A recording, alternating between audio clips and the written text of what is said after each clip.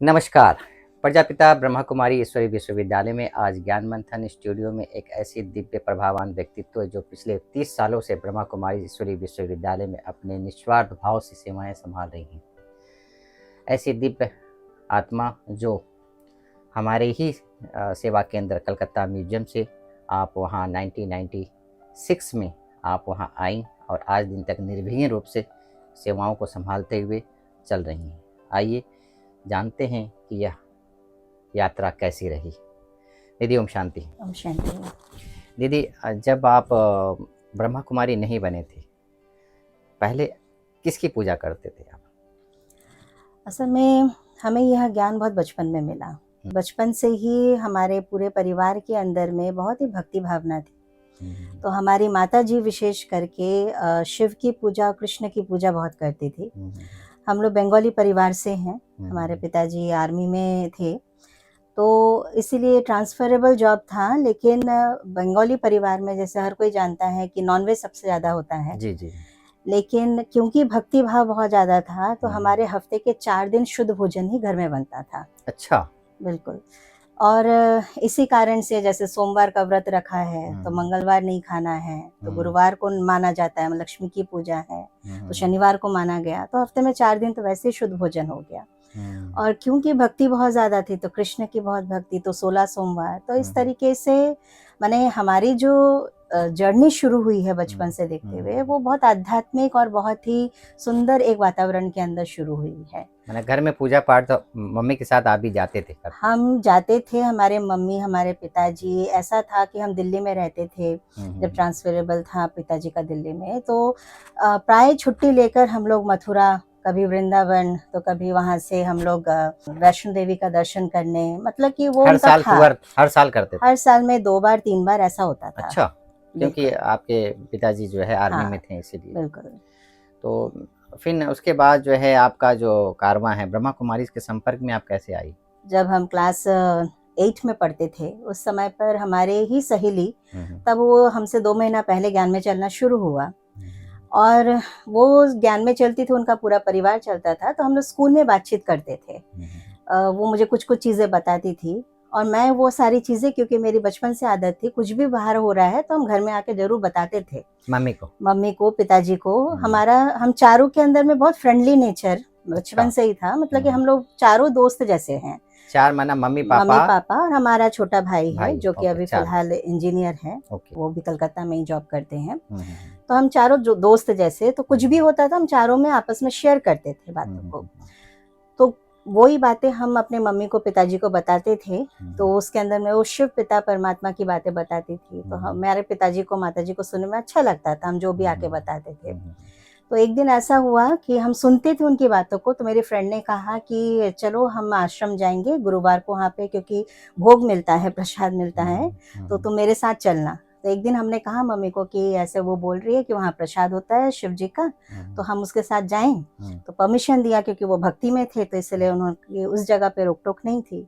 तो हम खुद पहली बार अपने फ्रेंड और उनके माता पिता के साथ अकेले गए आश्रम में। कितने साल के थे उस समय? उस समय पर हम 11 वर्ष के थे। अच्छा। तो पढ़ाई कर रहे थे? बिल्कुल, पढ़ाई कर रहे थे, तो उनके साथ में वो आश्रम में जाना हुआ। कौन सा आश्रम था? और ये महिपालपुर सेंटर, अनसुईया दीदी जी के पास में। अच्छा, आप दिल्ली की बात हम बता रहे हैं।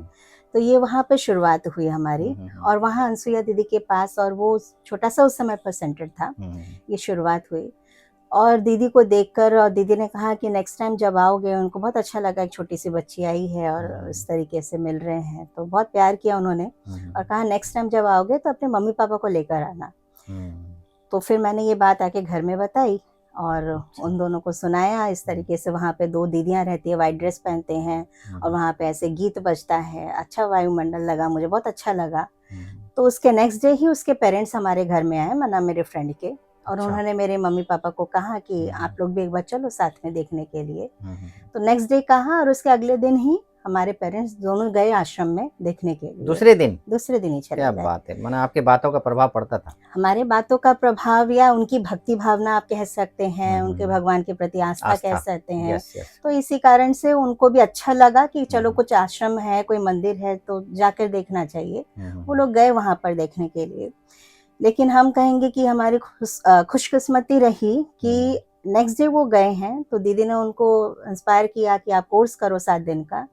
तो जिस दिन कोर्स से शुरू किया, उसके नेक्स्ट डे से ही हमारे घर में पूरा ही शुद्ध भोजन बनना शुरू हो गया। माना आप कह सकते हो दिल्ली में ही, माना कोर्स के दूसरे दिन ही आत्मा का ज्ञान लिया, परमात्मा का ज्ञान जिस दिन आया, तो परमात्मा के ज्ञान से हमारे घर के अंदर में जो भी 2 दिन अशुद्ध भोजन बनता था वो भी बनना बंद हो गया। इतना प्रभाव ज्ञान का। बिल्कुल। क्या बात। तो वो एक जर्नी जो थी, हाँ, एक झटके से पूरे परिवार के अंदर में वो जो लहर शुरू हुई उमंग उत्साह के साथ, बहुत उमंग उत्साह हमारे पेरेंट्स के अंदर में रहा है। तो वो उमंग उत्साह के साथ जो शुरू हुआ, तो वो जर्नी आज तक भी चल रही है। उसके बाद फिर आप एक डिसीजन होता है कि अपने जीवन को समर्पित करने का। चलो पढ़ाई कर लिया, फिर उसके बाद पूरा लाइफ ब्रह्मा कुमारी बन के रहना है। माँ बाप ने बोला नहीं भाई शादी ब्याह करो, ये सब ब्रह्मा कुमारी बाद में बनना, ऐसा कुछ? ऐसा उनकी तरफ से कोई संकल्प नहीं था, ना ही ब्रह्मा कुमारी ही बनना है ये भी कोई उनका फोर्स था। क्योंकि परिवार के अंदर बचपन से ही ज्ञान की लहर थी, तो पढ़ाई के ऊपर में ज्यादा उनका ध्यान था कि आपको पहले अपनी पढ़ाई को अच्छे से पूरा करना है। 1998 में हम लोग कलकत्ता आए, और कलकत्ता आने के बाद पिताजी का ट्रांसफर यहाँ पर हुआ, तो 96 वहाँ दिल्ली में ज्ञान मिला, 98 में हम कोलकाता आए। यहाँ पर फिर कानन दीदी के पास से धीरे धीरे यहाँ पे क्लास और कोर्स, मतलब क्लास में आना शुरू हुआ कलकत्ता म्यूजियम में। तो कानन दीदी के पास धीरे धीरे पालना हमारी शुरू हुई। फिर उसके बाद में 2003 का समय ऐसा था, ग्रेजुएशन में हमने एंट्री किया था, और उस समय पर हमारे पिताजी का ट्रांसफर हो गया उदयपुर में। तो समय ऐसा हुआ कि हमें अपनी पढ़ाई पूरी करनी थी, ग्रेजुएशन कंप्लीट करना था, पिताजी को ट्रांसफर होना था, तो हमें घर भी छोड़ना था क्वार्टर्स में, क्योंकि हम रहते थे। तो पिताजी ने कहा कि या तो उदयपुर में चल के हमारे साथ में करो कंप्लीट अपनी पढ़ाई, या फिर आप देखो आपका डिसीजन क्या है, कलकत्ता में रह के पढ़ाई करनी है। तो फिर कानन दीदी ने मेरे को यहाँ पे ऑफर किया कि आप बाहर में रहोगे, पढ़ाई करोगे, हॉस्टल में रहोगे, इससे बेटर चॉइस है कि आप सेंटर में रहो, और सेंटर में रह के कुछ दिन देखो, पढ़ाई भी यहाँ पे साथ साथ करो, और आप बल्कि आप आराम से यहाँ पे रह सकते हो। हॉस्टल में रहने से अच्छा है बहनों के साथ में आप सेंटर में रहो और यहाँ अपनी पढ़ाई करो। तो ये उन्होंने ऑफर किया हमें।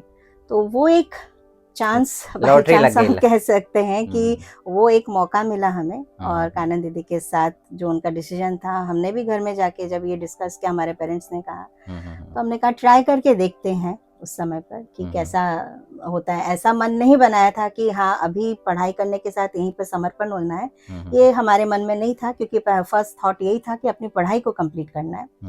लेकिन वो आना हुआ, और आज तक यहीं पर है। पढ़ाई पूरा होने के बाद समर्पित जो लक्ष्य है, ये फिर मम्मी पापा ने सहज रीति से बिल्कुल उनके तरफ से तो कहीं कोई बंधन कभी था ही नहीं, और ये भी था कि आपका डिसीजन है, आपका जीवन है, तो आपको खुद पहले चॉइस करना है कि आपको अपनी खुशी कहाँ पर है। तो स्वाभाविक है, बचपन से ही जब ज्ञान लिया हुआ है, परिवार एक देखा हुआ है, तो आप उसके बाद की दुनिया कुछ और बाहर की दुनिया को आप खुद ही टैली कर सकते हो। तो आप कुछ और सोचते नहीं हो, आपका सेकंड कोई थॉट नहीं होता है। बराबर है। तो इसीलिए उसके बाद से जर्नी यहीं पर शुरू हो गई। तत्पश्चात जो है आपका जो वहाँ पर रहने लगे, तो बहुत सारी परिस्थितियाँ आती है, चाहे शारीरिक रूप से, आर्थिक रूप से, मानसिक रूप से, तो उन परिस्थितियों से कैसे उभर के आती हो आप, निकलती हो? हमने सेंटर में आने के बाद अपना सबसे पहला लक्ष्य यही रखा, और हमारे पेरेंट्स ने भी हमको सिखाया।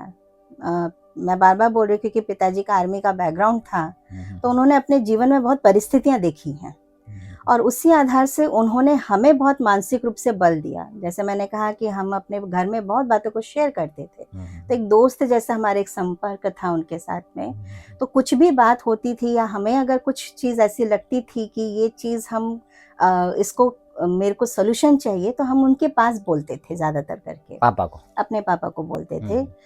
तो उन्होंने हमें एक थॉट दिया था कि जो करना है उसमें दृढ़ता के साथ में आगे बढ़ो, और कहीं भी कोई भी बात आती है तो उसको एकदम से उसके ऊपर तुरंत डिसीजन नहीं लो, कुछ दिन तक उसको जाने दो, धैर्यतावश उसको कुछ दिन तक जाने दो। हमेशा हर चीज अपने आप समय अनुसार सॉल्व हो जाती है। तो वो धैर्यता का पाठ जो दोनों ने हमको शुरू से सिखाया, वो सचमुच हमारे जीवन में बहुत काम किया कि कुछ भी बात है, जस्ट वेट एंड वॉच, वो परिस्थिति अपने आप निकल जाएगी और उसके बाद आपको फील होगा कि कुछ था ही नहीं। तो ऐसे उनके लाइफ में भी बहुत सारी बातें थी जो उन्होंने सिर्फ वेट एंड वॉच या साइलेंस में रहकर पार किया और उन्होंने वो चीज़ हमको सिखाई। दूसरा एक थॉट हमारे मन में रहता है कि हम यहाँ क्यों आए हैं।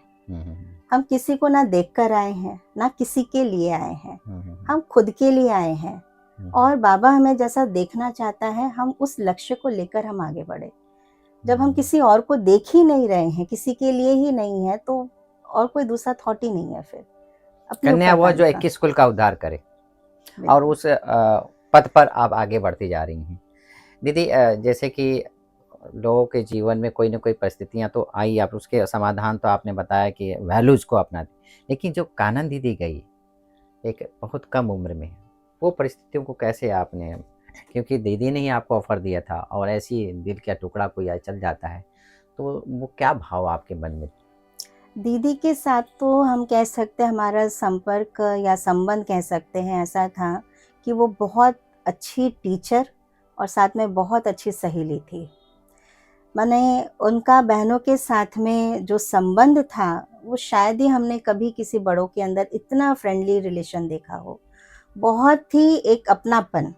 और आज सच बोलें तो हम जो कुछ भी हैं हम उनकी बदौलत हैं, क्योंकि हम जब सेंटर में बहुत छोटे थे उनके पास आते थे 1998 में, तब से ही हम उनके साथ हाथ पकड़ के, हमारे पास में नॉर्दर्न पार्क है तो वो हाथ पकड़ के हमें हर शाम को नॉर्दर्न पार्क घुमाने के लिए लेकर जाती थी।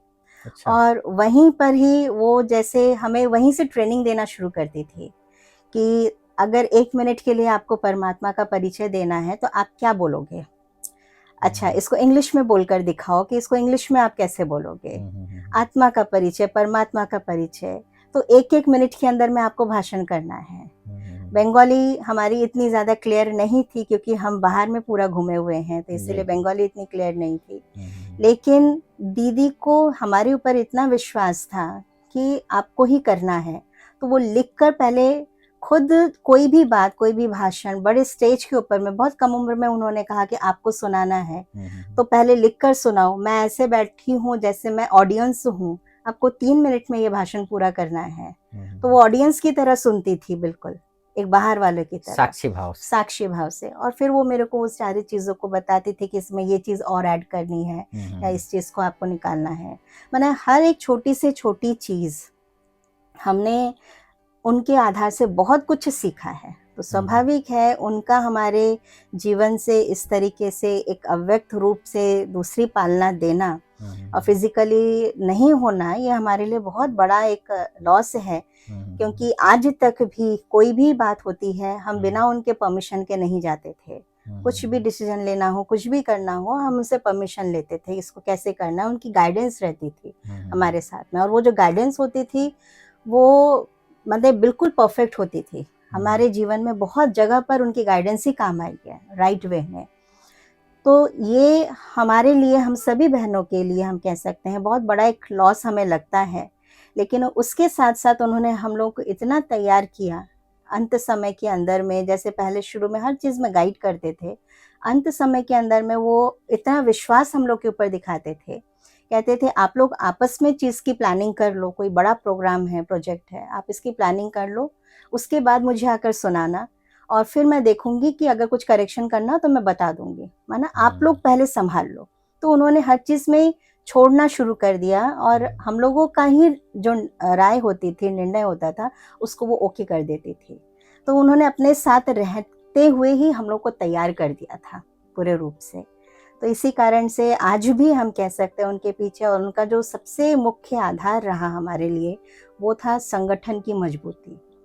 हर रविवार को जितनी भी हमारे सेंटर्स की चारों तरफ की बहनें हैं वो एल्गिन रोड सेंटर में एक साथ इकट्ठा होती हैं।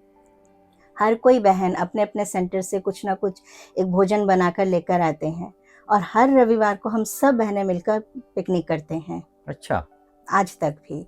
तो ये दीदी के समय से मतलब संगठन की मजबूती और उस एक हफ्ते के अंदर मैंने संडे को बैठकर आपने लास्ट वीक में क्या किया और आने वाले हफ्ते के अंदर में आपको क्या नया सेवा करना है या किस तरीके से उस हफ्ते के अंदर क्या क्या प्लानिंग करनी है, वो संडे को हमारे उनके साथ 2-3 घंटा बैठ के मीटिंग और भोजन वहीं पर होता था और आने वाले हफ्ते की पूरी प्लानिंग, ये हमारा रूटीन में इतने वर्षों में बंधा हुआ था।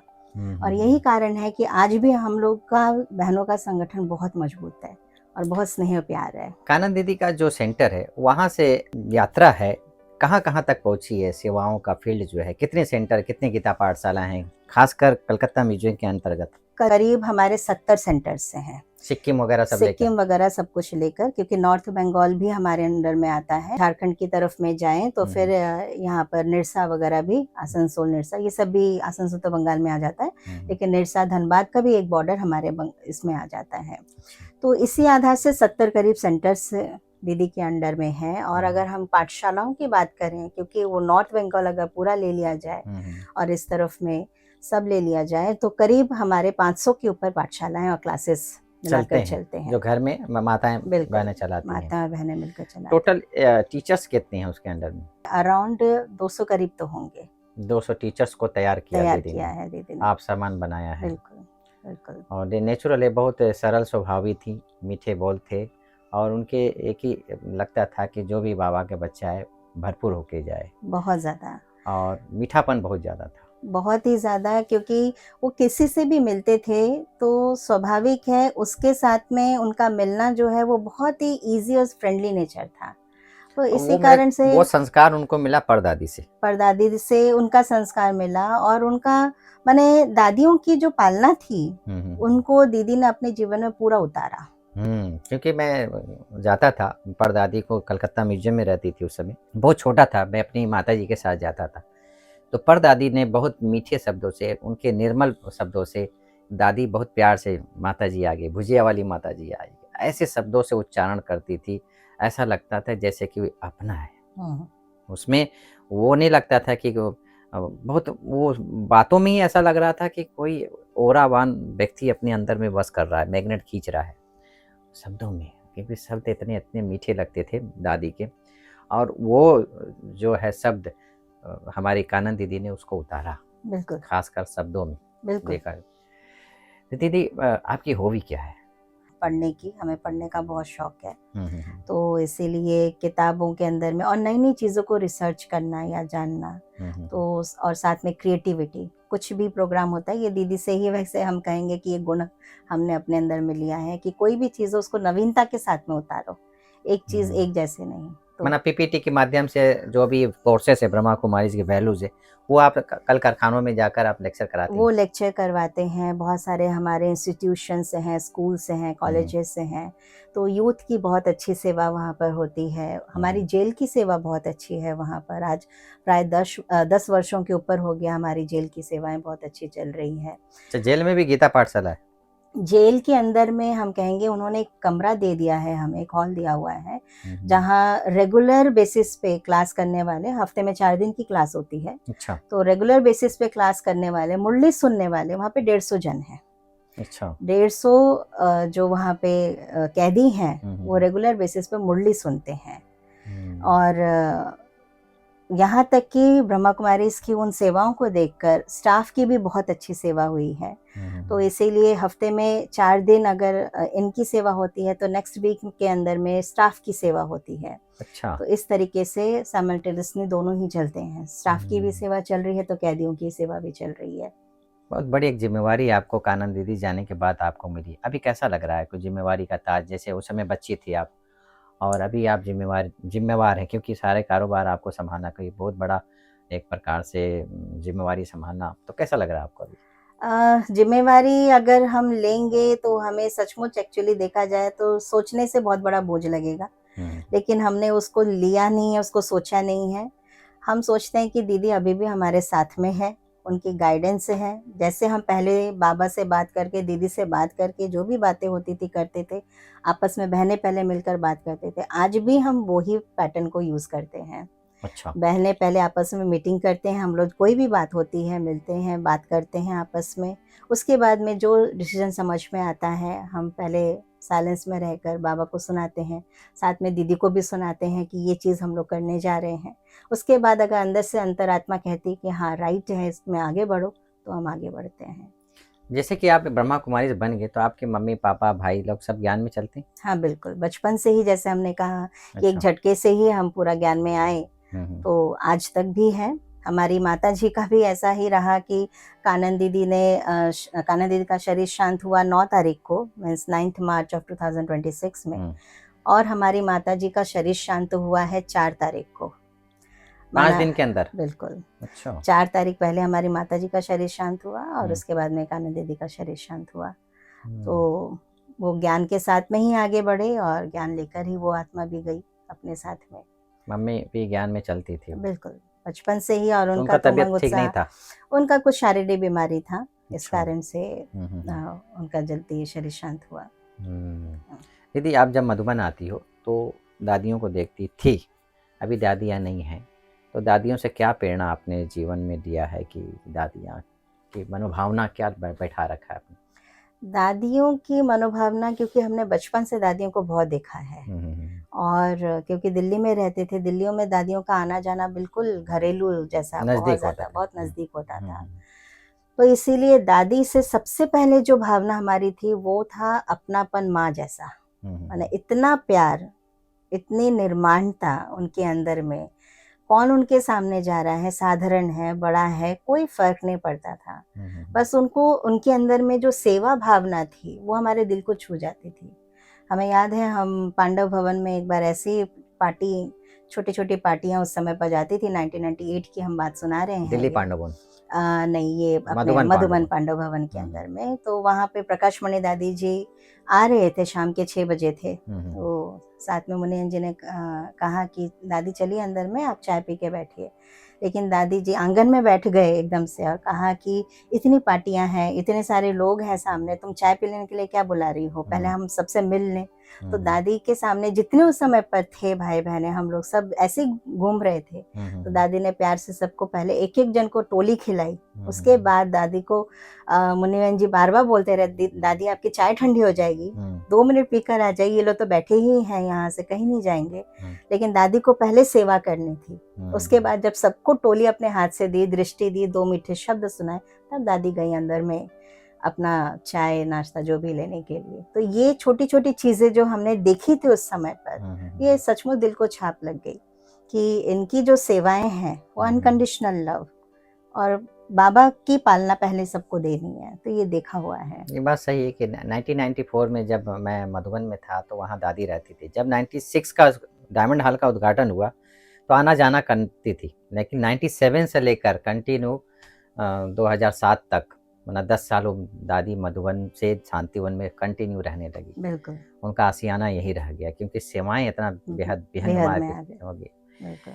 दीदी चलते चलते आज के जो युवा पीढ़ी है, वर्तमान समय हमारा पुरुषार्थ ब्राह्मणों का क्या होना चाहिए आपके हिसाब से, कैसा होना चाहिए? कि क्योंकि अभी 11 देशों में लड़ाई चल रही है, तो हमारे हिसाब से जो ब्राह्मणों का जो एक प्रकार से कर्तव्य कहें या उनकी मनोभावना, मानसिक स्थिति कैसे होनी चाहिए, कैसा पुरुषार्थ करें हम? हमारे लिए सबसे पहली मुख्य बात है, अभी आज के मूल्य अनुसार भी अगर हम देखें तो अंतर्मुखी और साइलेंस की बात है। जितना अपने आप को हम संभालें, किसी और की जिम्मेवारी ले नहीं ले, वो बाबा ले लेगा, हम अपनी जिम्मेवारी ले लें। अपने आप को संभालना माना साइलेंस में रहकर खुद का पुरुषार्थ करना। ये जब कानन दीदी थी तब भी कोई भी बात होती थी, बहुत बार ऐसा होता था, हम लोग 108 घंटा योग रखते थे, 21 दिन की भट्टी रखते थे। वो कंटिन्यू चलने वाली भट्टी होती थी, दिन रात करके हम लोग करते थे। बहनें रात भर बैठ के योग करती थी। तो ये उस समय तक भी हम लोगों ने ये योग का प्रयोग करना, ये उस समय उन्होंने सिखाया, और प्रैक्टिकल रिजल्ट बहुत आए हमारे पास इसके, बहुत प्रैक्टिकल रिजल्ट आए। जो कार्य बोल के नहीं हो सकता, जो कार्य किसी और चीज़ से नहीं हो सकता, वो सिर्फ योग के आधार से हो सकता है। ये हमने अपने जीवन में देखा हुआ है। योग का बल बहुत बड़ा काम करता है। बहुत बड़ा काम करता है। तो आज हम यही कह सकते हैं कि हमारा योग बल ही काम करेगा, जो बाबा हमेशा बार बार कहता है। तो उसी को ही बढ़ाएं, उसी पर ही हम अपना ध्यान रखें, और जो श्रीमत है उसको पकड़ कर चलें, तो बाबा जैसा चाहता है हम वैसे ही बन जाएंगे। हाँ, आज भी बाबा ने मुरली में कहा कि प्रेम स्वरूप बनने से पहले ज्ञान स्वरूप बनना जरूरी है। तो कायदे में फ़ायदा भी है, और ज्ञान स्वरूप होकर अगर प्रेम स्वरूप बनते हैं तो एक ऑटोमेटिक हम सेफ भी रहते हैं और अपने जीवन को आत्मसात करते हुए हम आगे भी बढ़ते हैं। दीदी, आपने अपना बहुमूल्य समय निकाला और अपने जीवन के कुछ पल साझा किए, इसके लिए बहुत बहुत धन्यवाद। बहुत शुक्रिया। दोस्तों, जीवन में नेचुरल रूप से क्या होता है जीना, आज हमने देखा कि कैसे हमारी चंद्रा दीदी कैसे जीवन में सदा ही सरल भाव से, जैसे हमारी परदादी थी, जैसे हमारी कानन दीदी थी, ऐसे हमारी चंद्रा दीदी हंसमुख मिजाज, मधुर बोल और सरलता की प्रतिमूर्ति, ऐसे अपने जीवन में सदा ही आप सभी भी सदैव यही समझ कर वैल्यूज को अपनाएं कि भगवान अभी बांट रहा है, लूट सके तो लूट। यह समय है खुद को परिवर्तन करने का, यह समय है खुद को भरपूर करने का। ऐसे खुद को भरपूर करते हुए अपने समय स्वास्थ्य संकल्पों को सफल करें। फिर मिलते हैं एक नए व्यक्तित्व के साथ नए समय पर। तब तक के लिए नमस्कार।